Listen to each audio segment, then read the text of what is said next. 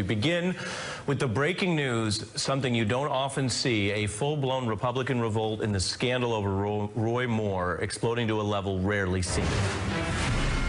The big news here is that 4 days after those allegations first broke in the Washington Post, accusing Moore of engaging in sexual activity with teenagers as young as 14, Mitch McConnell now, tonight, formally, completely turning against him. He says he believes the women accusers who have confronted Moore publicly. He says Moore should step aside. And that's not all. The man who's literally in charge of Senate re-election campaigns for the Republicans, Senator Cory Gardner, says tonight if Moore wins, that's still no good, and that he is now saying the U.S. Senate should expel him in the event of victory. The talk of this extraordinary step is a sign of how fast this story is moving, even inside loyal Republican circles in Washington. Today, a new accuser, this is new from what we reported late last week, in a new press conference, Beverly Young Nelson, making these allegations that Moore also sexually assaulted her.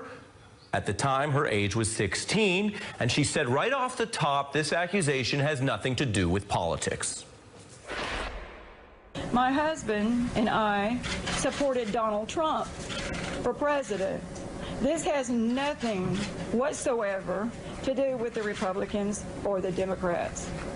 It has everything to do with Mr. Moore's sexual assault when I was a teenager. Nelson rounds out that accusation, explaining she was a teenager, as you heard her say there, that Moore was a DA. They were actually in a locked car. This next part, I have to warn you, is graphic. I thought that he was going to rape me. I was twisting, and I was struggling, and I was begging him to stop. At some point, he gave up. And he then looked at me, and he told me, he said, "You're just a child." And he said, "I am the district attorney of Etowah County. And if you tell anyone about this, no one will ever believe you." No one will ever believe you. That is the question on the table tonight. A new accuser. Who does believe her? And how will the Republican Party and the Senate evaluate all this? I'm also, of course, obligated to read you the response. Moore's campaign saying, quote, Judge Moore, he's an ex-judge at this point, is an innocent man, has never had any sexual misconduct with anyone, end quote. The New York Times reporting, meanwhile, that there are at least 2 White House aides who have an idea to get the Republican Party out of this very obvious scandal mess. The idea is that there might be a way to get Attorney General Jeff Sessions out of the cabinet, and then the Alabama governor might appoint him to the Senate if Moore were elected and expelled. Meanwhile, over the weekend, a top Trump aide said this. Roy Moore has said that this week he plans to come forward with more evidence to support his innocence. And if that evidence doesn't work, what does that mean? You guys are going to step in. Is this Senate seat that important?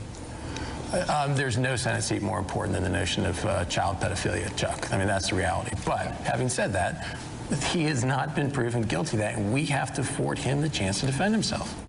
I'm joined by the Wall Street Journal's Shelby Holliday, as well as Joan Walsh, national affairs correspondent for The Nation. Joan, this has evolved a lot. Your take on what it means, and is the response from these senior Republicans in Washington different for a good reason or different because this is politically overwhelming? I think it's different for a good reason. I mean, it is politically overwhelming, but I'm going to give them the benefit of the doubt that they are just disgusted by what they've heard, Ari. And this woman who's come forward today is so painfully believable. We haven't had that yet. We've had reports, interviews in print, in the Washington Post and elsewhere that recount these awful experiences, but there's nothing like when you are watching this woman fall apart. Pause on the point you're raising? Sure. You used the term, you said painfully believable. And here's a woman who has lived her life. This is, for her, an old and clearly a traumatic memory. Yes. And she says she's a Trump supporter. She's in Alabama. When you say painful, what kind of pain are you talking about? It's painful to watch it as a woman. I hope as a man as well. I think you see authentic pain and grief in her tears from something that happened such a long time ago. So I think that a lot of these people came out before her testimony, but this is going to, I think, push more Republicans out of this, if it's true, mentality. I'm fascinated to see what the president will do. Well, yeah, I think the fact that she was willing to go on camera, and not only did she say it doesn't have to do with politics, but she also said, I'd be willing to testify. I'd be willing to say this under oath. It makes it compelling. You could see how hard it was for her to come forward and say these things. You know, you're not just reading a print article and some quotes. But Roy Moore also says Gloria Allred's out to get him, and he's calling this a witch hunt, which is a term we've heard throughout the past year. And at this point, Alabama polls are unreliable. They came out right after this incident, or the Washington Post article. It's unclear how voters are reacting, but at this point, you can certainly see some of these Republicans breaking away from Moore down in Alabama because of these allegations. Well, and what's fascinating, Shelby, is even if they don't break away, we are reporting on a special election here to fill this seat. Right. And the Republicans in Congress, if they are to be believed, are saying tonight, this is new as of Monday night, Right. if the Republican wins, we're going to expel him from the Senate. Right, so that gets tricky because I was speaking to some legal experts today, and they said it would be hard for the Senate to expel a candidate whose allegations were known before the election. In other words, voters knew what he was accused of. If they still choose to elect him, that gets him into political hot water. It's not to say they can't do it, but are you going to override the will of voters who knew about all of these allegations, who watched that video, who read these articles, and still voted for the man? Right. And here was the Sean Hannity interview, which has gotten a lot of attention. This is where Roy Moore did come out to speak, you know, on the record at least, and discuss the aspects of this that are, I think, hard to put into words because they're talking about the permission of parents to date individuals and whatnot. Take a listen. Would it be unusual for you as a 32-year-old guy to have dated a woman as young as 17? That would be a, what, 15-year difference, or a girl 18. Do you remember dating girls that young at that time? Not generally, no. If I did, you know, I'm not going to dispute anything, but I don't remember anything like that. But you don't specifically remember having any girlfriend that was in her late teens even at that time? No, I don't remember that, and I don't remember ever dating any girl without the permission of her mother. Joan.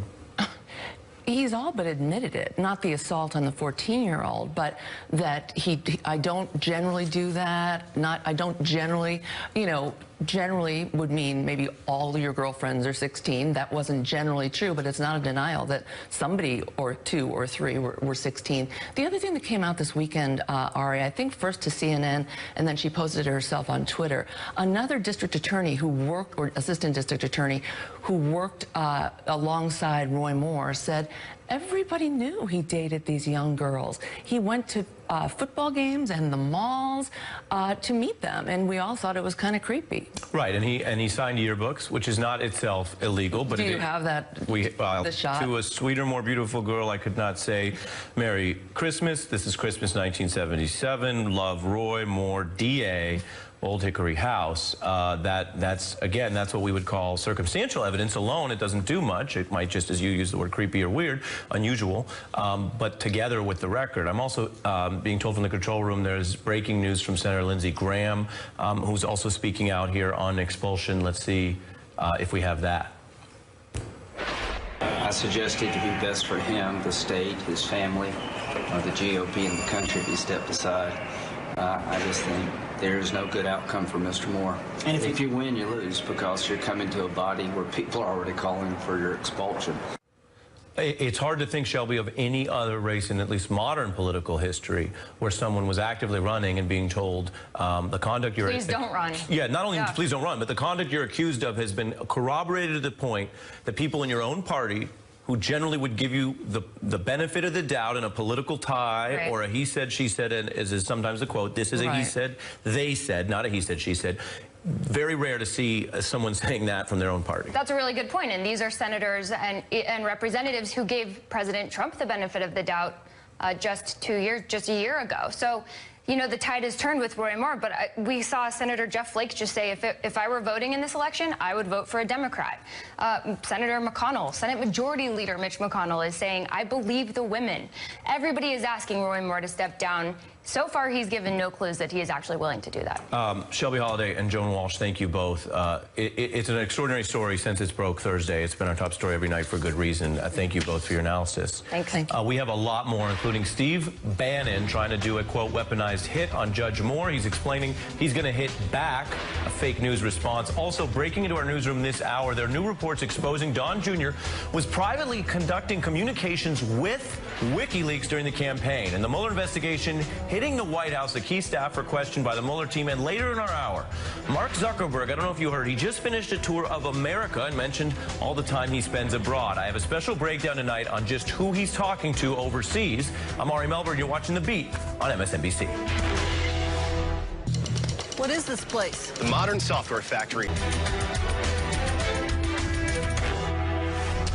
Our breaking story tonight, this political fight over Roy Moore, actually boils down to what he's accused of and who you believe.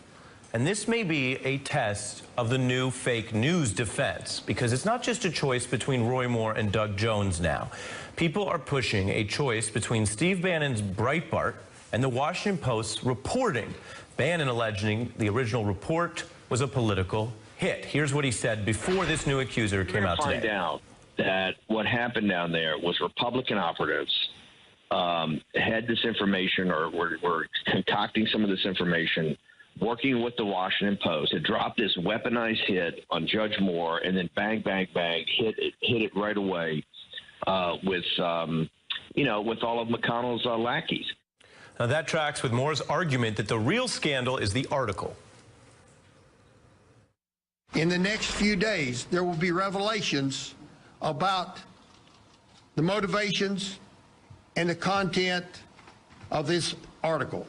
They will be brought to the public. You're going to find in the mainstream media either tonight or tomorrow. I think there's going to be some pretty interesting stories about how that information got dropped.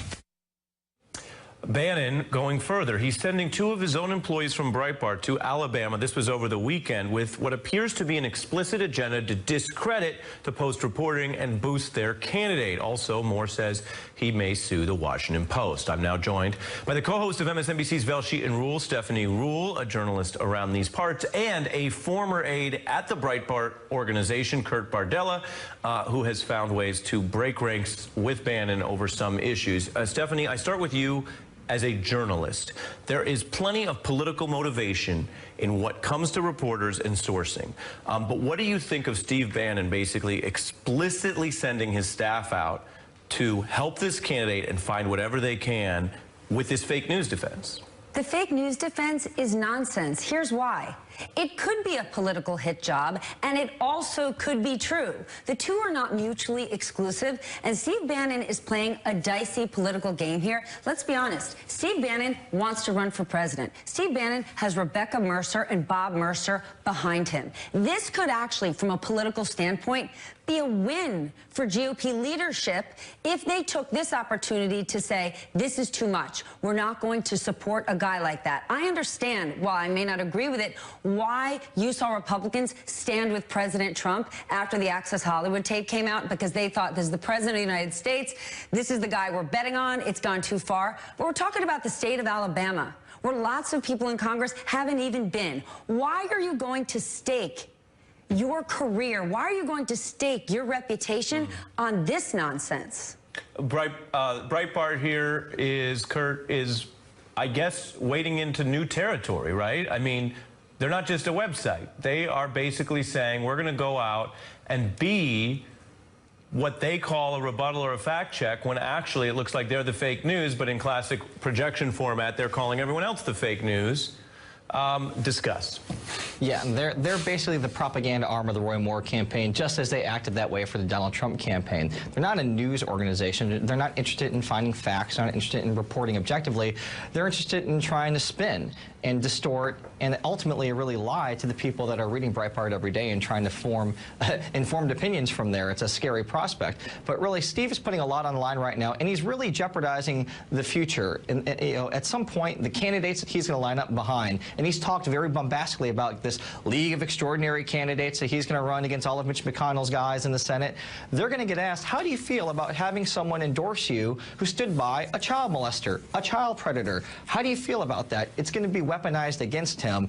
And it's interesting, he's been quiet since the second person stepped forward today at the Gloria Allred press conference. It'll be interesting to see if they change her tone at all after that, because he's really putting himself out on a limb all by himself. Also, let's talk about Breitbart for a moment. How long can Breitbart think they're going to be taken seriously when they repeatedly write articles praising Steve Bannon, talking about Steve Bannon and his tough talk and his leadership when he runs the organization? Remind me to start a newspaper that writes stories, damn that Stephanie Ruhle, she's great on TV. I mean, that is a joke on top of a joke. When you look at that right there, that video that you showed, you've got Dina Powell sitting next to Steve Bannon when he was part of the White House. This is the woman who ran Goldman Sachs' 10,000 Women Initiative.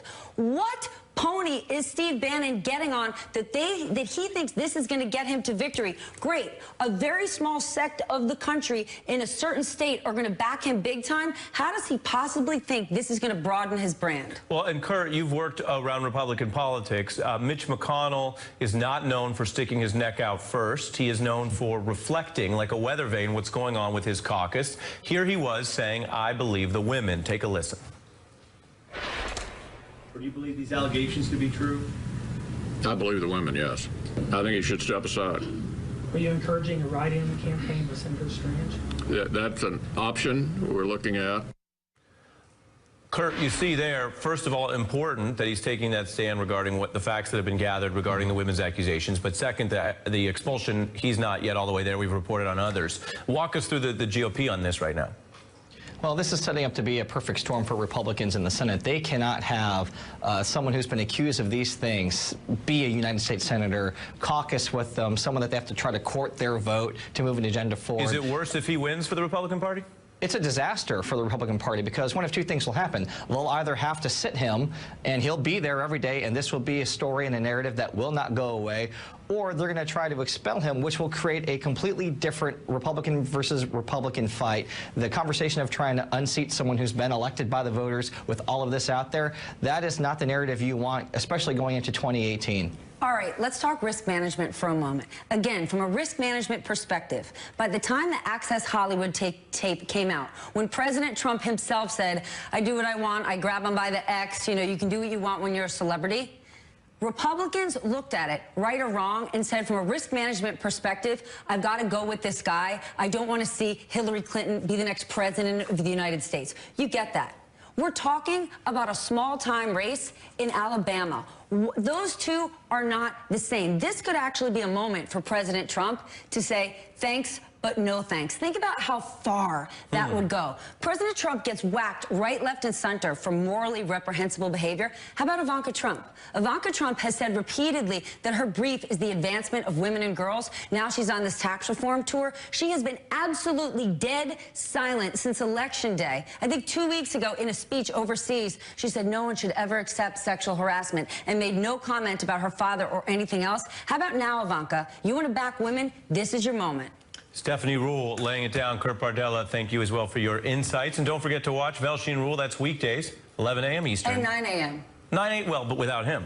Great. So 9 a.m. just me. 9 a.m. That's what we call an impromptu tease. Stephanie Ruhle, thank you. Now, the other breaking story we're going to get to, these new reports, Don Jr. talking to WikiLeaks during the campaign. And why does Trump say he still believes Putin? Former intelligence directors say Trump is getting played. I have a former CIA staffer for Insight and the Mueller investigation hitting the West Wing. And then later, we reported on Mark Zuckerberg's Russia meeting. Who else is he meeting abroad? I have a special breakdown later in the show. Donald Trump raised suspicions about his relationship with Vladimir Putin during this international trip. Take a look at Dmitry Peskov. That's Vladimir Putin's spokesman. His job is to relay what Putin thinks, just like Sarah Huckabee Sanders does for Trump. So, you know, it was a little odd that after the Putin-Trump meeting, Trump dabbled in the apparent role of spokesman for Putin by focusing on what he believes. I believe that President Putin really feels, and he feels strongly, that he did not meddle in our election. What he believes is what he believes. Trump added that he believes Putin when he tells me that. Now, you know, there's this conventional wisdom, maybe you've heard it, that Trump says what he wants, sticks to his guns, and gets away with all of it. It's not really true. Trump backtracks a lot in response to criticism, which he got for these new comments. Putin is a guy who was a trained intelligence officer. He was trained to manipulate people, and that's exactly what he did here with President Trump. I do think both the Chinese and the Russians think they can play him. I think Mr. Putin is very clever in terms of playing to Mr. Trump's interest in being flattered. And also, I think Mr. Trump is, for whatever reason, either intimidated by Mr. Putin, afraid of what he could do or what might come out as a result of these investigations. And soon Trump was walking back his words. As to whether I believe it or not, I'm with our agencies, especially as currently constituted with their leadership. I believe in our intel agencies. Okay. So what are we to make of this? Does Trump believe opposing things on different days? Maybe. Or maybe this isn't about his true beliefs at all. Maybe there are wider forces at play in this unusual approach to the Kremlin. After all, it was in a meeting with Kremlin diplomats at the White House when Trump boasted about relieving pressure by firing Comey and telling the Russians Comey was a, quote, nutcase, a firing that was notable for two reasons of interest to Bob Mueller. One, Trump famously admitted the Russia thing was on his mind when he did the firing. And two, Trump's reasons for firing Comey involve Stephen Mueller, who helped him draft a letter about it, a letter that actually never made it to Comey because the White House lawyer said it was too problematic. We can tell you tonight that letter is in Bob Mueller's possession, and now so is Stephen Miller's interview notes. We'll explain. Ned Price, a former CIA analyst writing in the Times today, that it is time to call out President Trump for the denial of Russian interference, and former U.S. Attorney Barbara McQuaid. We're going to get to the Miller interview with Barbara, but Ned, starting with you, everything I just reviewed is, as they would say in the famous movie The Fugitive, it's hinky. It's weird. It doesn't mean we know why, but it is weird. So walk us through the diplomacy and the security here of Trump's back and forth.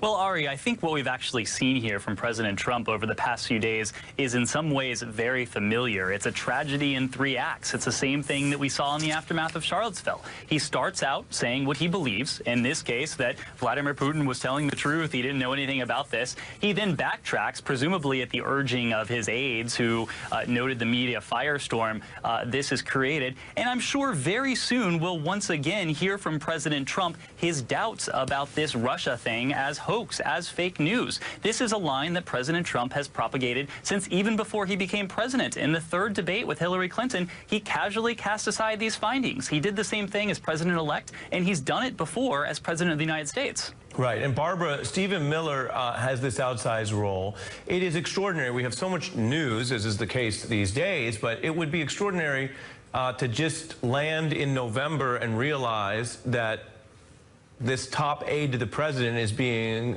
questioned in a criminal probe. He's not a former aide. He's not a campaign aide anymore. He works in the White House. And to remind viewers, he is someone who has taken a very robust view of White House powers under Trump. Take a look. There's no such thing as judicial supremacy.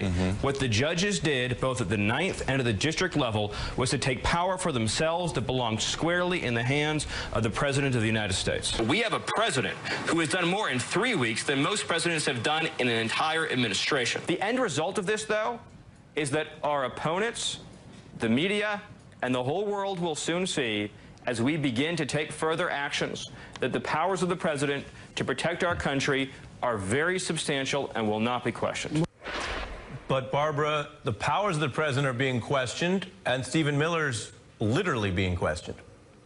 Yeah, you know, and this tells me that Robert Mueller is still very focused on this investigation into obstruction of justice by President Trump. It seems that he wants to get to the early draft of this letter explaining the reasons for firing Jim Comey. And if those reasons are because I want you to stop the Russia investigation, then I think we have further evidence that the president may have been trying to obstruct this investigation by the firing. I think even the comments that Ned talked about relating to why President Trump acts so strangely with respect to Vladimir Putin, I think even that shows perhaps evidence of a motive to obstruct justice. He does not want Robert Mueller or anyone else to know what really happened in this election, and does not want the world to know what Russia knows about him. It does seem like that is a possible motive. And Ned, I don't know how much hip-hop you listen to. There's a famous song, It's Going Down in the DM, that refers to what happens with direct messaging. That's sort of the new report here from The Atlantic about Don Jr. DMing with WikiLeaks, which itself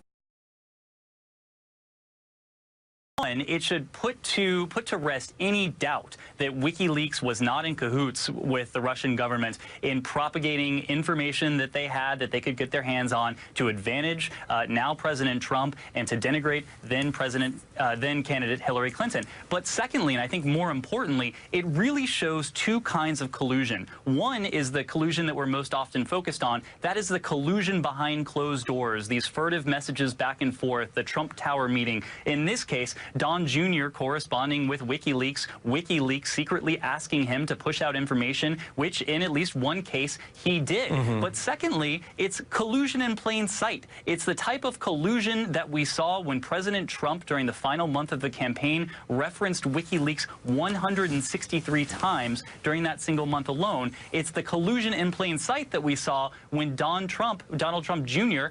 Sent out via Twitter the link that WikiLeaks asked him to. Well, let me go to Barbara, because you're saying it's collusion in plain sight, and there are a lot of national security reasons why that concerns people. But Barbara, the flip side legally is people who say, well, collusion's not a crime. You need a conspiracy to do something illegal. What is your legal analysis of any liability with the DMs here, or is it just communication based on what we've seen from them? Yeah, I think what we've seen so far is not on its face a crime, but it really begs the question about, are there further communications? If you look at the communications, it doesn't sound like the first time they're talking. There's no, who is this? What do you want from me? It sounds like part of an ongoing conversation. So if, for example, you could show that Donald Trump Jr. or other members of the campaign were directing WikiLeaks or assisting them in hacking into computers, that could be a violation of a federal statute that makes it a crime to hack into computers. And so I think we want to know more of the story, but this is certainly very alarming to see this kind of communication going on. Barbara McQuaid and Ned Price, thank you both. I appreciate it. Coming up, if Roy Moore does win the Alabama race, could he face expulsion? Could he even face, some are raising this, charges somewhere, depending on the accusations that come out? It's a breaking story. We have more on that tonight. And later, Facebook founder Mark Zuckerberg wrapping up his U.S. tour tonight. I have a special breakdown beyond the U.S. and his work overseas and why it matters. That's ahead.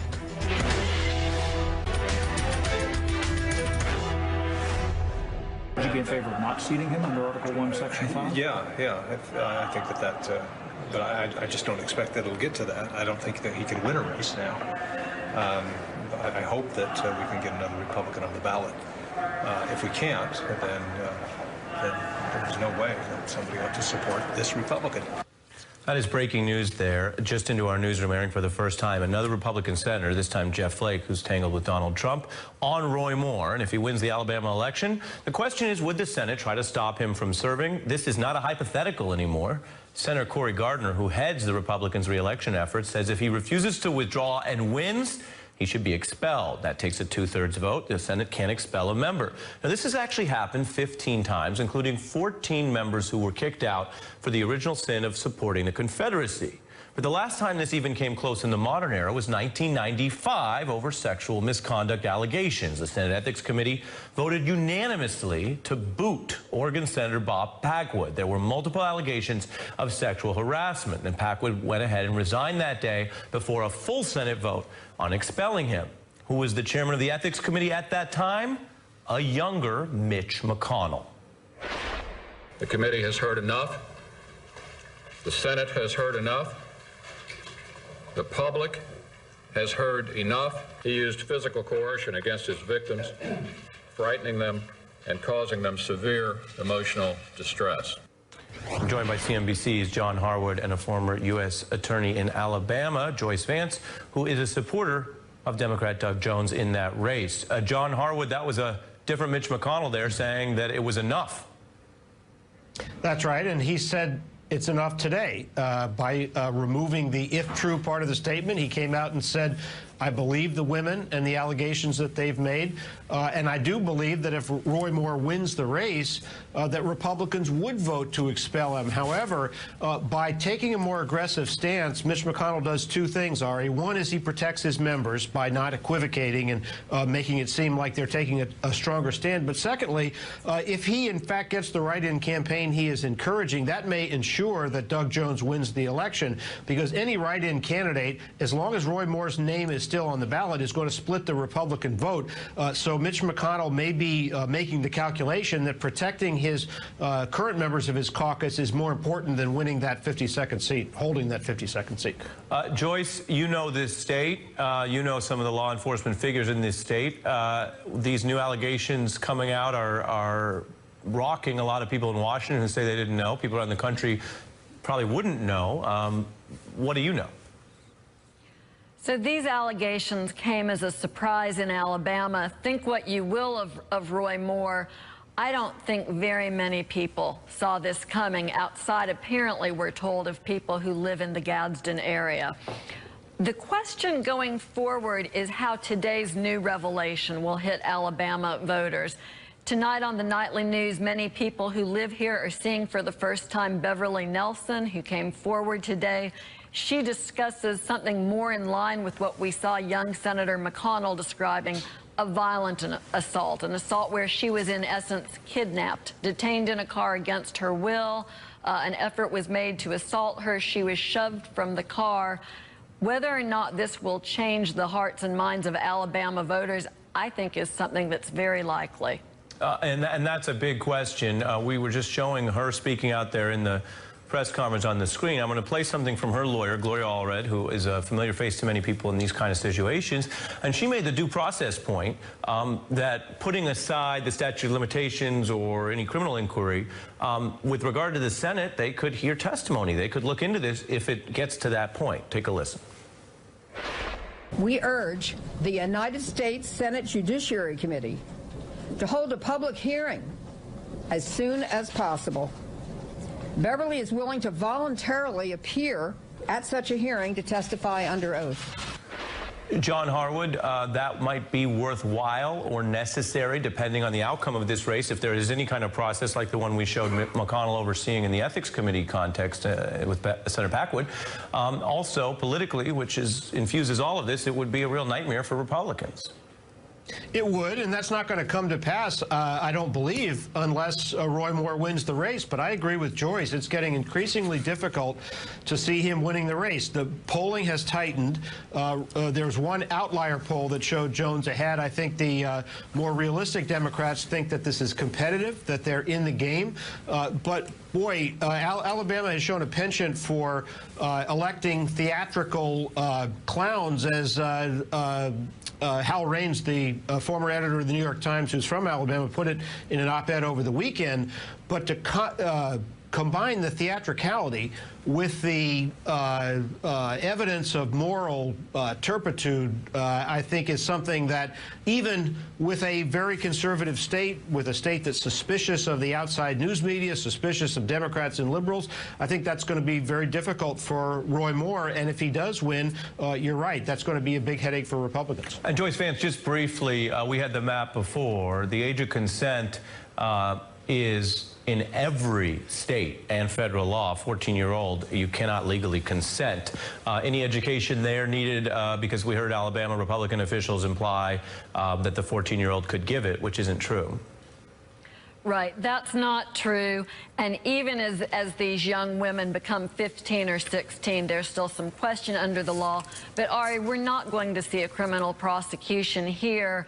Back at the point in time where these acts would have occurred, Alabama had a 3-year statute of limitations. So that means this won't be criminal. The real question, like John says, is this now enough for Alabama voters to put aside their dislike and their disdain for the media in Washington and New York and accept the allegations? Joyce Vance and John Harwood, thank you both on this story. Up ahead, Mark Zuckerberg just finished a very publicized tour all around America, but it's actually his trips overseas that bear more scrutiny. I have a special breakdown ahead, and later a deadlock in a key bribery trial of Senator Menendez. An update for you on that tonight. This weekend, Facebook founder Mark Zuckerberg completed a tour of the U.S. that took him to 20 different states. And in his final address, he said many parts of America are foreign to him because he spends so much time abroad. Running Facebook, which is a global company, I'm more likely to end up traveling to a capital city in another country than I am to a lot of places in our country. That's a key point. What happens at Harvard doesn't stay at Harvard. Facebook is a global company. 85% of its consumers are abroad. And while Zuckerberg does this PR talking to random customers in American cities, we should note he does government relations, talking to autocrats in a lot of those foreign capitals, including his outreach to Putin's prime minister, Dmitry Medvedev, whom he met in Moscow in 2012. Zuckerberg posting on Facebook at the time, good conversation with Medvedev. The New York Times reported then that Russia was an important test case for the balancing act Facebook's undertaking. Countries that are important commercially but have heavily regulated their old media, if not censored it, and adding two of Facebook's largest investors are Russian. One of those investors was Yuri Milner, and it wasn't exposed until just last week that his stake in Facebook linked directly back to Kremlin funding. Now, of course, these foreign links are under new scrutiny because of Facebook's responses to Russian meddling. But the public interest issue here is actually broader than Russia. And tonight, as part of our ongoing reporting about Facebook's powerful and sometimes hidden role in geopolitics, let's look at Facebook's links beyond Russia to other authoritarian governments abroad. Take Turkey, where the Erdogan government has been condemned by human rights groups. In May, his guards even attacked protesters on American soil during a trip to Washington, D.C., the same government under investigation for potentially offering Mike Flynn a $15 million bribe to kidnap one of its enemies from right out of Pennsylvania. Now, at times, Facebook suggested it would stand up to censorship in countries like Turkey. After that horrific Charlie Hebdo murder in Paris, a reprisal for publishing images of Muhammad, Zuckerberg said that when he reflected on the attack, quote, "We all need to reject a group of extremists trying to silence our voices of everyone around the world.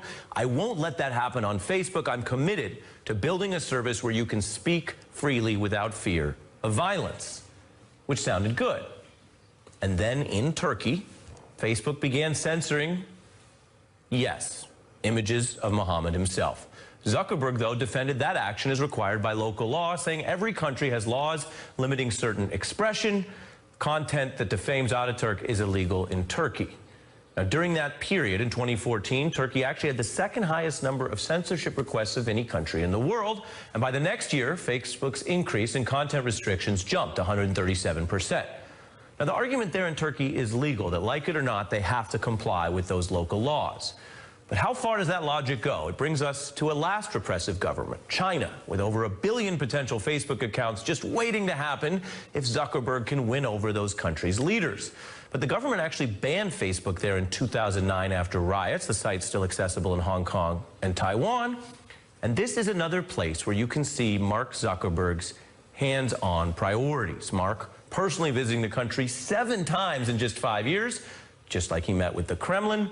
A contrast to the man you see on the far right, sending only his lawyer to American congressional hearings about Russian meddling.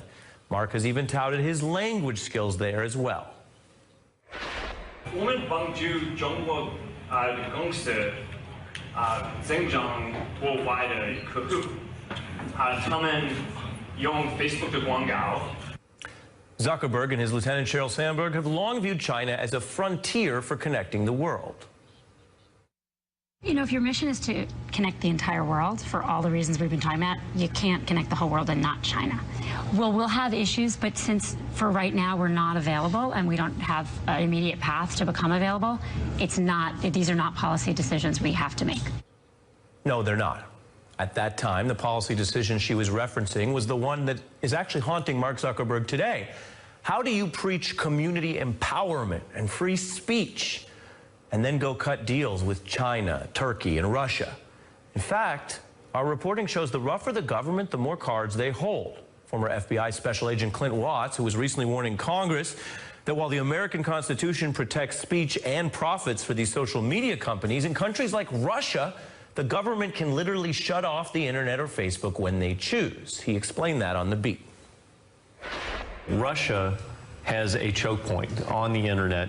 They actually dominate. They have a system that actually sits on top of the internet cables that come into the country, and they can shut off these social media companies if they wanted to. Let's pause. That's the kind of power standing between Zuckerberg and China's markets, which is exactly why Facebook began developing censorship software to appeal to the Chinese government. The New York Times reporting Facebook quietly developed software to suppress posts, a feature created to help Facebook get into China. And the new feature, quote, takes content blocking a step further by preventing that content from ever even appearing in China's feeds in the first place if it was deployed. That's what Facebook apparently was willing to consider to do to get into China. Now, let me be clear. No one is saying that companies can function the same in every single country. Every global company has to follow a lot of different rules around the world. But this wider global lens is revealing for us here in America, because once you see what Facebook is willing to do elsewhere, huddle with the Kremlin, cut those deals in Turkey, even innovate new censorship models in China, it's a reminder that Mark Zuckerberg can get a lot done when he sets his mind to it, or when his money is on his mind. And it puts Facebook's claims of a kind of a naive ignorance or technical inability in a new light. Personally, I think the idea that fake news on Facebook, of which it's a very small amount of the content, influenced the election in any way, I think is a pretty crazy idea. Crazy. Mark, as we've reported, backtracked on that, and Facebook did even hire fact checkers to deal with the fake news problem. But a new report today in The Guardian notes that Facebook refuses to disclose the data on the effort, and one of those very fact checkers tells The Guardian the fake information is still going viral. That's from someone speaking anonymously from inside Facebook. So let's take a breath and let's note the huge contrast here for Mark Zuckerberg. In Turkey, Mark found a way to eliminate and censor posts at that government's request. In China, Mark reportedly has his own engineers innovating new censorship tools as a kind of a menu for a government that hasn't even allowed them in the country yet. And in America, the nation where Mark got his education and his network and his citizenship, and he tells us he can't even clamp down on the fake news, let alone begin the harder work of reckoning personally with how Facebook was used by U.S. enemies to distort American democracy. But if you listen closely to Mark Zuckerberg, those contrasts are not apparent. They're not on the surface, because like a lot of people out in Silicon Valley, he still invokes the word responsibility as a mere brand. And he says he's proud of how seriously Facebook takes its role as a news platform. We build technology, but we feel responsible for how it's used. We don't write the news that people read on the platform, but at the same time, we also know that we do a lot more than just distribute news, and we're an important part of the public discourse. And reflecting on 2016, this is just something that I am proud that people in this company take this so seriously, because I know that people in our community are, we're just a small part of the social fabric around the world, but we are a part of that, and I think we do have a big responsibility to get that right, and to keep on doing better and better. Something he's proud of. Mark, if Facebook's record right now on news and facts and censorship is what you're proud of, what aren't you proud of? Promised an update on the Menendez trial. The jury said they're deadlocked today, and the judge is ordering them to reconvene tomorrow for more deliberations, and we'll have more updates on that as warranted throughout the week. But that does it for the show. I'm out of time. I'll see you tomorrow at 6. Hardball with Chris Matthews starts now.